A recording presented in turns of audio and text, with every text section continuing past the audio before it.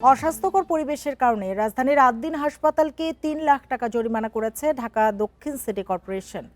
রোববার নির্বাহী ম্যাজিস্ট্রেট আমিনুল ইসলামের নেতৃত্বে কর্পোরেশনের একটি প্রতিনিধি দল হাসপাতাল ভবন পরিদর্শনে যায়।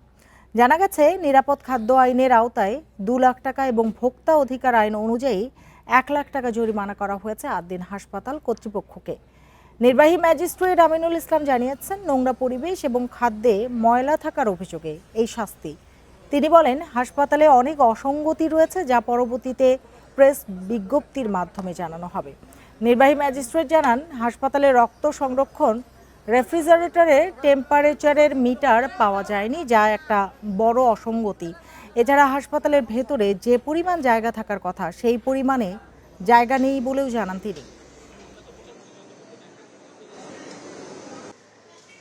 রেফ্রিজারেটর যেগুলো আছে বেকারিতে না, বেকারি না, এখানে হাসপাতালে বিভিন্ন ওয়ার্ডে যেগুলো আছে সেগুলোতে আসলে আমরা কোনোটারে মিটার পাইনি। এই ধরনের বিষয় আছে। টেম্পারেচারের কোনো মিটার আমরা পাইনি।